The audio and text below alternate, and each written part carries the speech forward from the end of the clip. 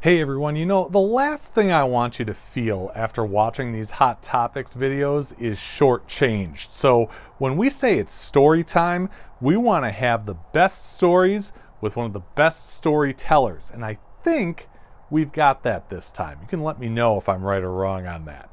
I'm Andrew Pfeffer. I am the creator, producer, and host of Bowling with the Pfeff, and this is Hot Topics.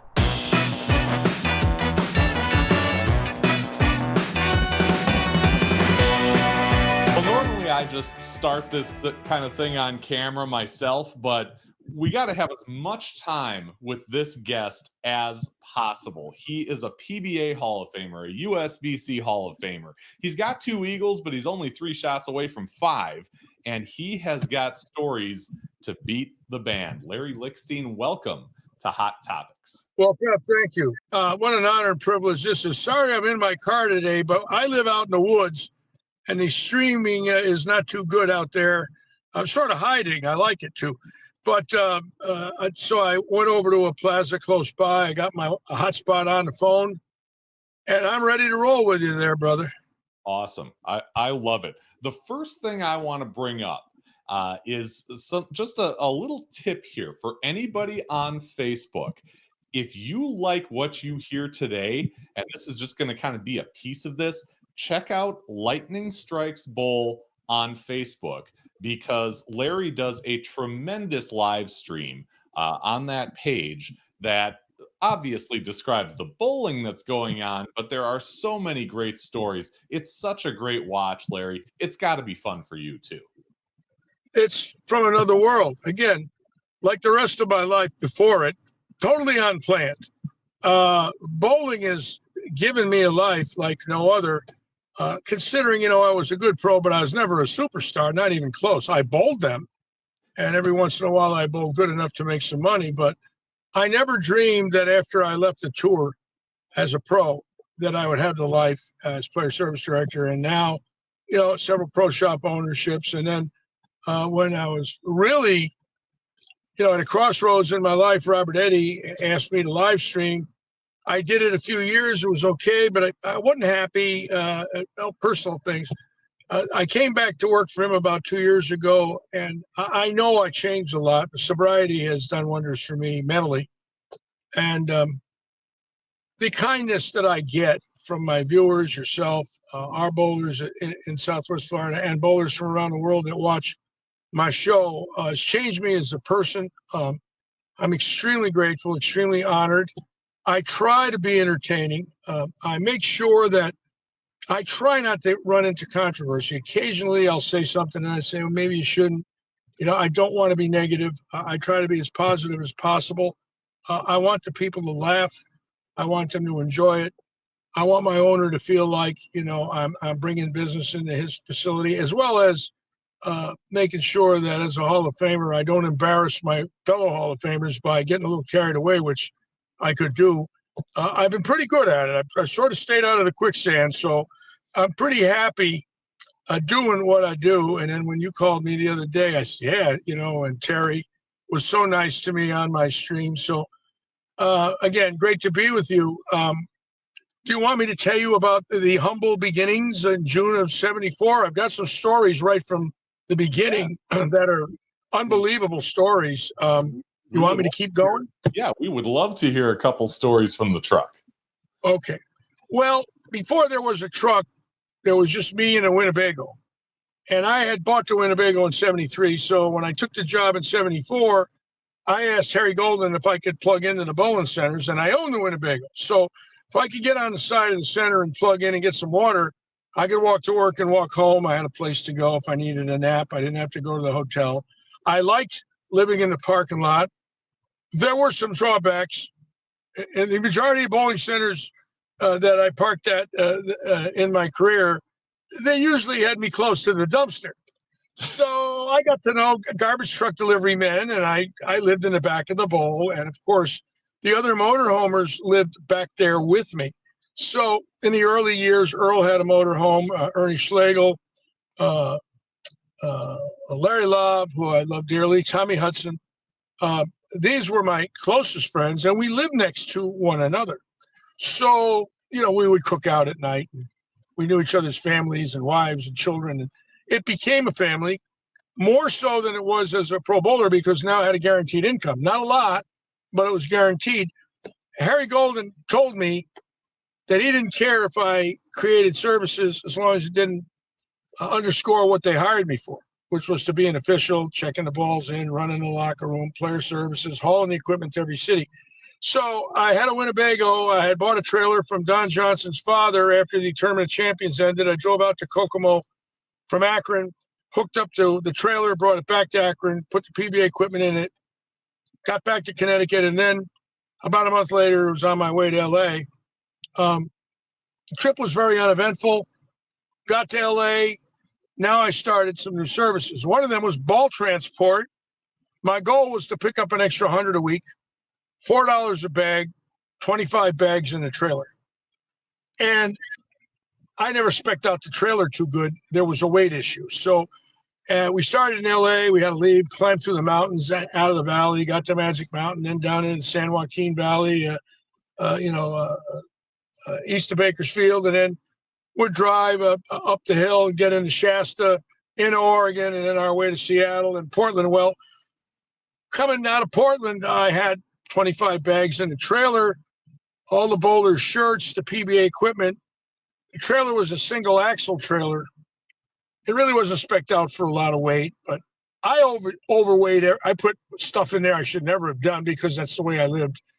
And we were coming down the hill from Shasta, getting ready to get down in there to Stockton into the valley. And I looked in my rear view mirror and I saw these colored rags coming out of the trailer as I was bowler shirts. Now, I was carrying about 200 bowling shirts in bags. And because the trailer was so low, weighted down, the wheels were hitting the interior wheel wells. And when they hit the interior wheel wells, I had to lay the shirt bags on top of the wheel wells, and it sucked the shirts out the wheel wells. The tires rubbed into them and then pulled them out of the trailer, and they were on I-5. Oh, no. So I stop. I go out and get the shirts. And lo and behold, one of the bags got stuck in the wheel wells, and the tires burned a hole through the whole bag. So they looked like paper dolls. 30 shirts had holes worn in the middle of them. It was the S bag, Sutar, Straub, and Soper. Oh, no. So I'm on my way to San Jose. I pick up the shirts. I throw them in there. I get into the parking lot. I unload the next morning, and about 40 shirts are destroyed. I didn't know what to do with them, so I put them on the shirt rack. So now the bowlers come in the next morning to bowl, and Sutar spreads these shirts apart on the rack, and he's got holes burned into his bowling shirts, and he screams, "What did you do to my shirts?" I said, "I burned them because you won't pay your player service bill. I burn people's shirts when they don't pay me." And the whole locker room is laughing. They're hysterical. Then Straub comes in, and he was kind of a stoic guy, and he's looking at his shirts, and he's looking at me. He's looking at his shirts. "What'd you do to my shirts, Litchie?" I says, "Bill, please don't be mad at me, but I burned them." Well, now Harry Golden gets wind of it. He comes in to look. Now I burn up $1,000 worth of shirts. Well, that was like 2 weeks of pay. So now I know I'm working for nothing. But Billy Hardwick came along. He was the Munsingware rep. And he ordered me 30 shirts, all new embroidered, gave them to me as a gift. And I bailed out. And then I shifted the weights in the trailer for the next trips. Things were okay. And then finally we were east of New Orleans on I-10 in Hammond, Louisiana. And the tongue broke on the trailer. And now I'm pulling it on the ground. I'm dragging it. Oh. And I got to get it welded. And when I did that, I damaged the axle, but I didn't know it. I got through the summer, but in the fall, I used it and I overloaded it again. And I got on the Indiana Toll Road after the World Open. The road was packed with ice, 35 miles an hour. Inside the RV was cold. The windows were fogging up. And truck drivers are driving by me, tooting the horn and pointing in the back. They're going like this. They're pointing in the back. Uh-oh. Finally, I stop and I get out and I'm towing the trailer without an axle. It's gone. Oh. The tires are gone. The axle's gone. And I've been dragging it on the ice. Of course, I'm in the Winnebago. I'm doing 35, but it's gliding because I'm on ice. but I'm towing a trailer with no wheels. So we get to South Bend, and right before we get to the exit, it breaks loose and it goes into a ditch. And now I'm out there, the state police come, and I got all the PBA stuff in the trailer, and I'm climbing up a hill, and I get everything in the Winnebago. It takes me 4 hours, and then I leave the trailer and I drive home now without a trailer. And I start the winter tour 75 with a drill press, and I start to drill balls. And no right-handers would come to me because I'm left-handed. And we're in New Orleans, and Jay Robinson from LA had bowled bad for a month. And I'd been drilling balls for Davis and Petraglia, and they had been bowling great. But they were left-handed. So everybody says, well, Litchy's left-handed. He doesn't know how to drill for righties. So Jay's a righty, puts his hand out. He says, put a ball on my hand. I don't care what you do. I don't care how you grip it. Put it on his hand. He leads the tournament. And Burton asks him in an interview before the title match, well, you bowled bad for a month. You're the tournament leader. How did you get here?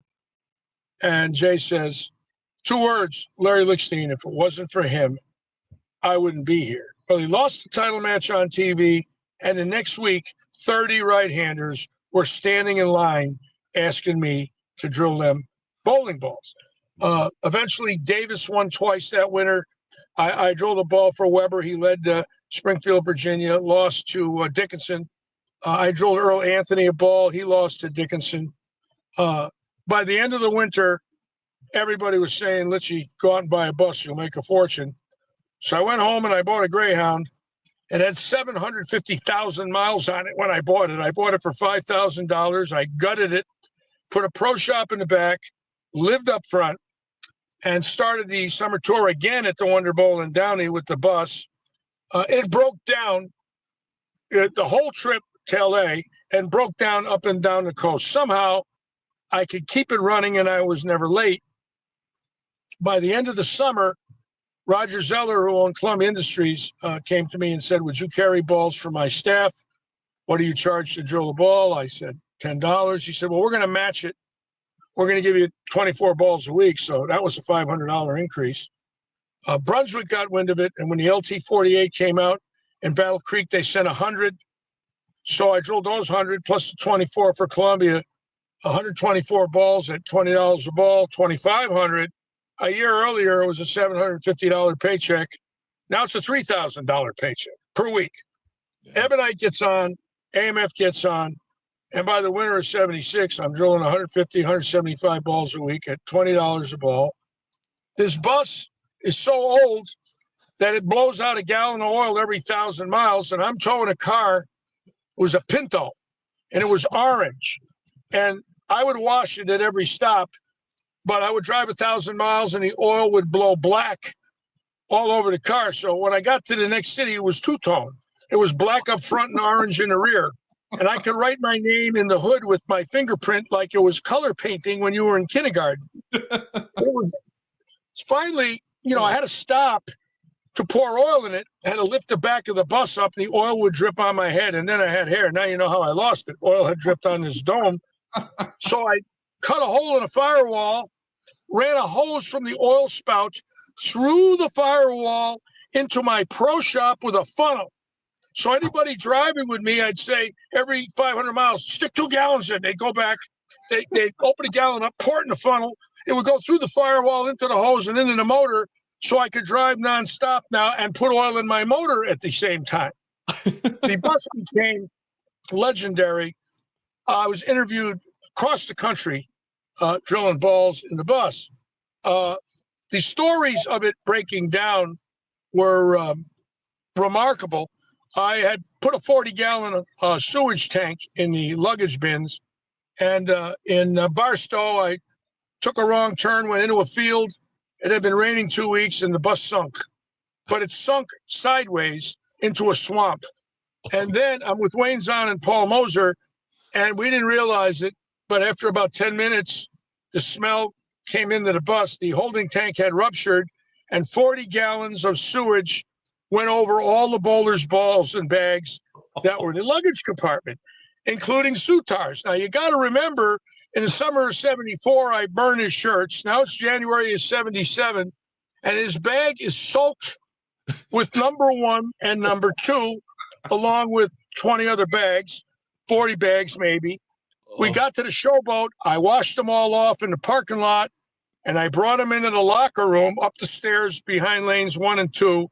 And now the whole locker room smelled like sewage. And security came, and security went in there and says, "What's that smell?" I said, "I don't know. I got no idea." Well, I swore Mosier and Son to secrecy, but they told everybody that had bags in my truck that Litchie's sewage went all over the bags. Well, naturally, Sutar opens his bag up, and his lins are still wet, and they smell like sewage.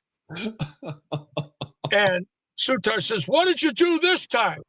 I says, "Well, unfortunately, my sewage soaked your bag and your shoes." "Well, you owe me a bag and you owe me shoes. How could you do this to me?" I said, "Well, it wasn't intentional. I love you. We're brothers. But unfortunately, this week you're going to get shitty service." So the whole locker room is busting the guys that Litchie's sewage went on all week. I had to replace some bags, maybe 20 pairs of lins. And then they were custom ordered, so I had to pay and get everybody new lins. And the bus constantly broke down on the road where I had to get towed. And 3 times in 5 years, it broke down near Barstow.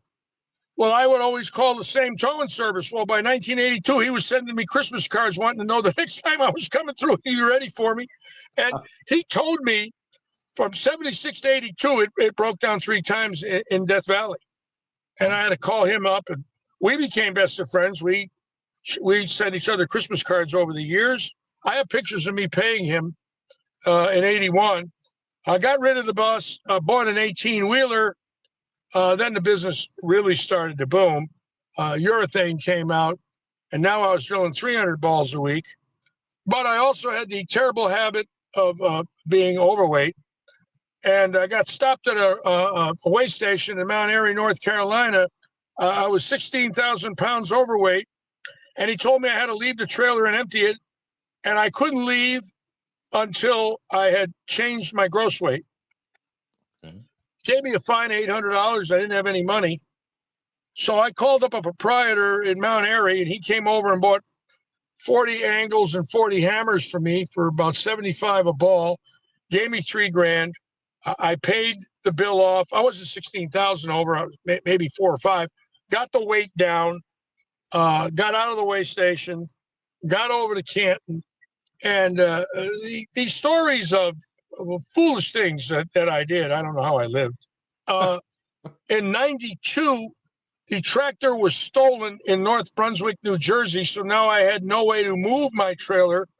It was recovered by the FBI in a sting operation, and they held the tractor as evidence against a ring that had been stealing tractors and trailers from the freight yards of Newark, New Jersey that came off of freighters. They did a sting operation. They followed the people. There was 60 of them in a ring. They all got arrested by the federal government. They released my trailer to me.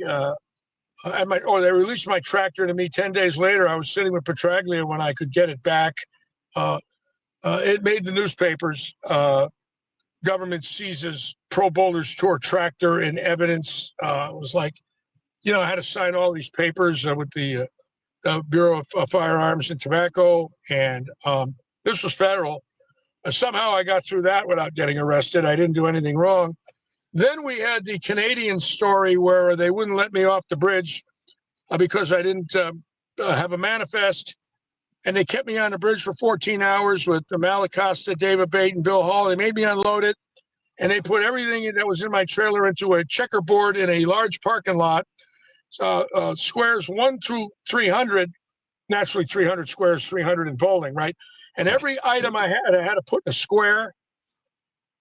Then they told me they wouldn't let me into Canada unless I gave them $50,000, which I didn't have.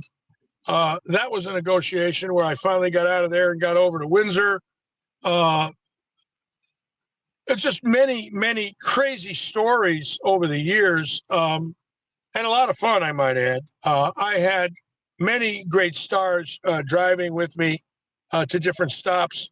I had Holman with me on one stop, and we were going down out of San Bernardino. We were going down in LA, and the truck stalled going down a 6% downgrade. And it kept picking up speed, and I couldn't get it running. And I was starting to lose air, and I would have lost my air brakes. And by the bottom of the hill, we could have been doing 80 or 90 and died. Somehow I jammed it into gear. It started up. Holman turned pale. He never drove with me again. I had Berardi with me. I had Duke with me. I coached them when they would be with me. I would give them my ideas and my thoughts. Petraglia was with me on a lot of trips. Roth, Paul Moser was with me on a lot of trips. They were my dear friends. Steve Neff, the late Ed Wrestler. A lot of my dear friends, many are gone, traveled with me. And they all prayed they'd get to the next stop alive, because you never knew what was going to happen on a trip. And we'll have more stories from the truck with Larry coming up in our next episode of Hot Topics. Until then, if you like what you saw here, please remember to give this video a like, subscribe to the channel. It is the easiest and best way to help us continue making great bowling content. And remember, your place for more information on Ipsia is our website, ipsia.com. See you next time.